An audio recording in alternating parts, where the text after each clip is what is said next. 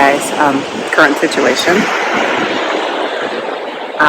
It's me and my son, and we decided to just get away for 2 days. It's me and my older son. Um, we both have a lot going on in our lives, and we just decided to go ahead and do something like this. Um, it's great perks of working for an airline. But I wanted to talk to you guys about people keep on asking me about different airlines and which ones are best and which ones are perfect, the quote unquote perfect airline or the best ones. And it's all going to depend on so many factors. Um, so there's going to be different ones. There's going to be mainline, where you actually work for a major airline carrier where they go far. You know, they don't just go from to the little small towns. They go to bigger places like New York City, LA. They might go to London. They might go to Japan, China. A lot of times they might go international. So that'll be like a United, a Delta, a American Airlines. Southwest is kind of a regional, but kind of not. I feel like it's kind of like a main line. They might not go to Europe or Asia, but they do go to Mexico, they go to Hawaii, and they go to a lot of different places.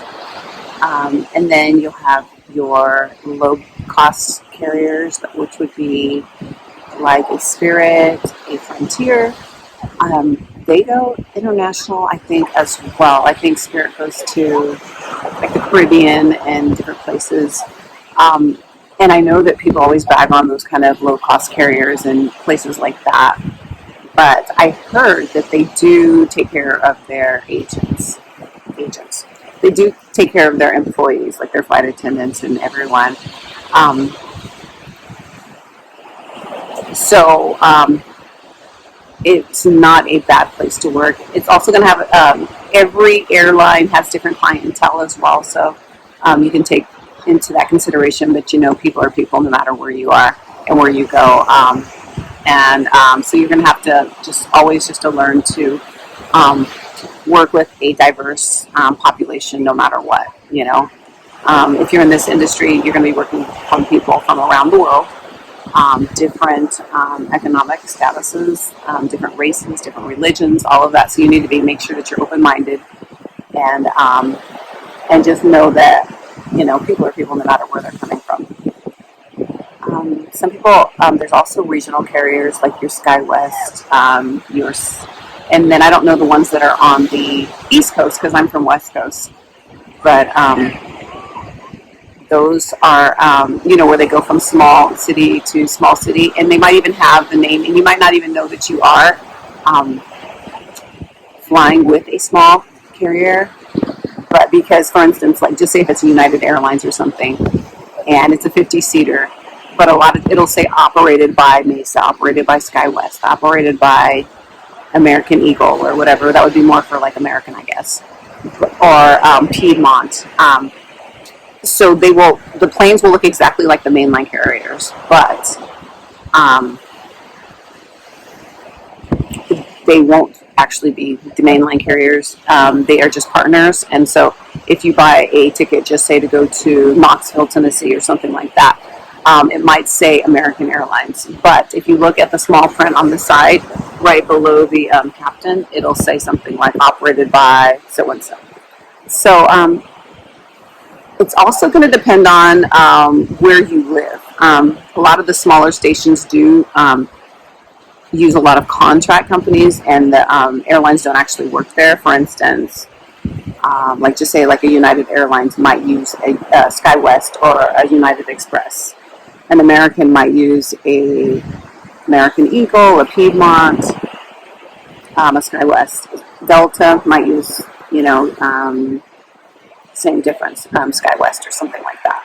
So it's all going to depend on, there is no perfect airline, but you can kind of work with what you have near you, if you're willing to move, or if it's something near your home.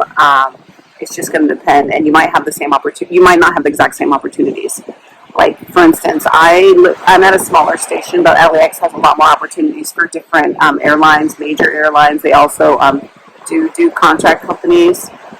I've noticed I've worked for quite a few main lines, and then I've worked for two contract type companies. And I've noticed with the contract type companies that you work a lot more. You have a lot more responsibility. For instance, when I worked for my former employer, um, if I had worked for just the normal main line, because I did work for the main line when I was a flight attendant, but when I worked at the small station, it was contracted out. And because of that, we had a lot more responsibilities than normal. Like, we had to do wheelchairs. At times, we had to do gates. We had to do ticket counter. We had to do clean the planes. We had to do ramp. We had to be cross-utilized. But if it was the main line, you would only do one thing. For instance, you might just be a ticket agent or a gate agent. Maybe you do both. Maybe you wouldn't. You might just bid on one or the other. If you are a ramp agent, you only do ramp. You don't clean the planes if you're mainline. So sometimes I feel as though mainline does do less work. Um, so that is another, and that's the difference as well. Um, so it's just all going to depend, and obviously mainline makes a lot more money, and it caps out at a lot higher. If you have the opportunity, I would personally, me personally, do mainline. But if you don't, and you are at a smaller station, but you still get flight benefits, just go for, how they always say, bloom where you're planted, and just use what you have and grow there. Um, so in essence, obviously, there's no perfect airline, but there is an airline for you, and you just have to make it work. So that's all I wanted to talk about. I don't think I have anything else to talk about, but I hope you guys are doing great, and I will see you in the next video. Talk to you later. Bye.